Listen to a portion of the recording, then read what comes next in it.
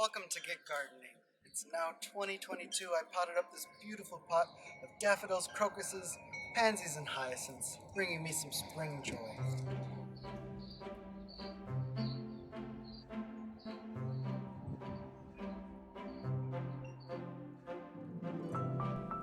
On this episode of Get Gardening, I will be sharing with you some of the large, major renovations that are happening in the garden this year, as well as showing you some of the small, beautiful spring transformations that are happening in the garden.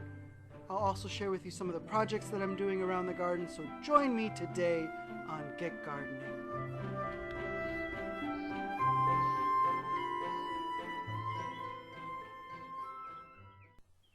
In my Japanese garden, last autumn I planted hundreds of little iris reticulatas, crocuses, scillas, and little glory of the snow or chionodoxas.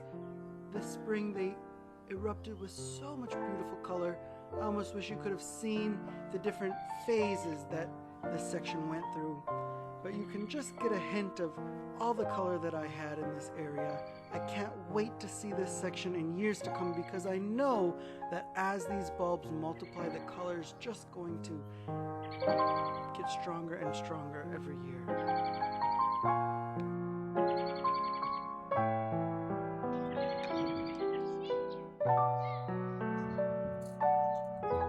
While I'm in my Japanese garden, I thought I'd show you my Japanese lantern, which is rubbing against the birch tree that I've planted in there. It's a silver birch.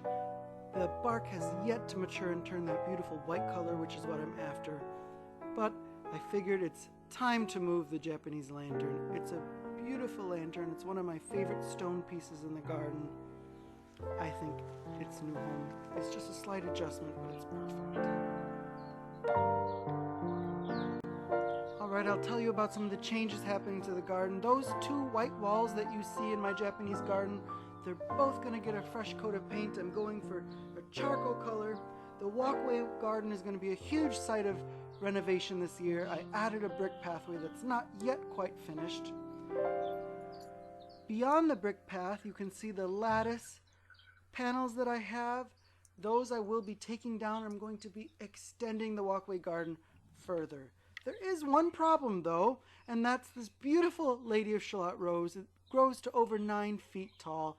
It's really a stunning rose in my garden, but naturally it's in the wrong place. I won't be moving it. Instead, I'll be training it along that back wall. You can see there's 2 beds in there. I have a large bed on the left and 2 smaller square beds on the right along that new brick path that I put in.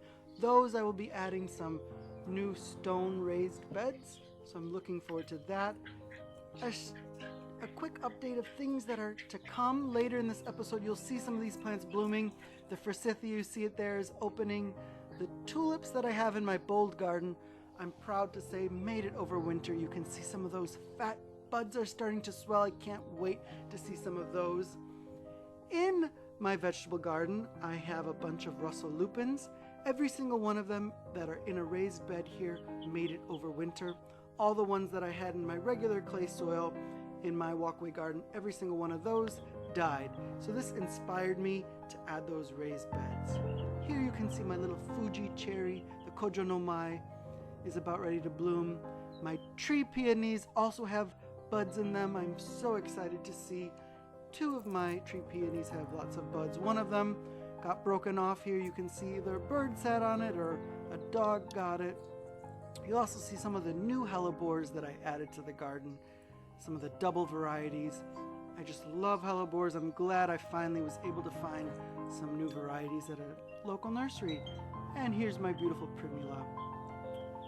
Here you can see it's been about a week. My parents came over and we did lots of work on the garden. The garage there has a new coat of paint.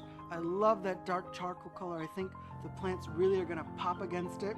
You can see I went to town on my Lady of Shalott rose, cut it back. I'm sad that I had to do it, but I will be training it along that back wall. I started with the one piece that I was able to work, and I think over the years it's just going to get better and better. You can see the start of these raised beds have been built. They're not finished yet. I need to lock them in place, add soil. There's going to be a statue that will be there as a focal feature. A lot of my lupins will be planted in here, and it's going to link this side with the walkway garden, making that garden really a show-stopping piece. So special thanks to my parents for coming over and helping me.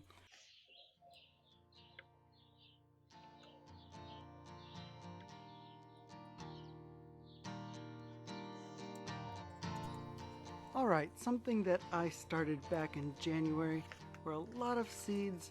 In particular, I really wanted to grow a lot of foxgloves this year, so I started those back in January, and this one batch of seedlings took forever to get ready to prick out, but now it's time for them each to get their own individual little home to grow in. So I'll be pricking these out. I've got just a normal potting compost. It's a seed starting mix. I've added some vermiculite and perlite just to help with the drainage. The plants, I'm trying to use a chopstick here to get the foxgloves out. I think it's going to be a little bit more difficult than I would like, just as I've let this one particular project go a little longer than I should have. So you can see they have a nice, strong, healthy root system. I don't think this chopstick is really going to work, so I'll end up just using my hands and prying them apart, trying to be as gentle as I can, holding them by the leaf, ensuring that I don't do any damage to the stem of the plant. And then hopefully these will mature and I'll get some nice, strong, healthy foxglove plants that I can put out in the garden, and they'll be gracing with some blooms this year and next.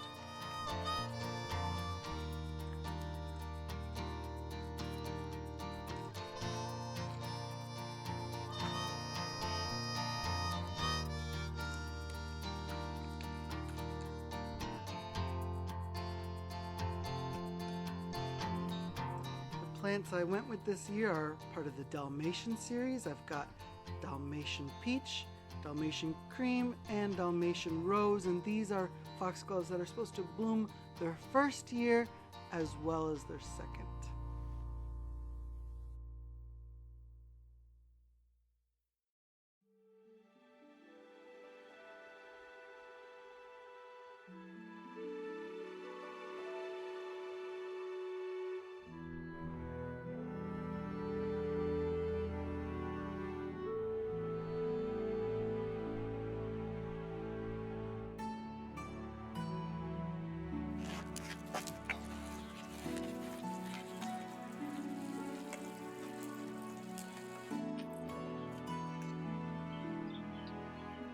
This spring I potted up my larch bonsai into a nice new drum pot.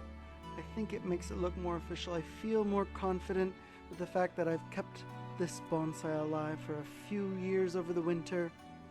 I had to add a little bit of wire to strengthen some of those branches that were bending upwards a little bit too much, but you can see there the lush new growth is starting. I can't wait to see this one as it go ahead and buds out.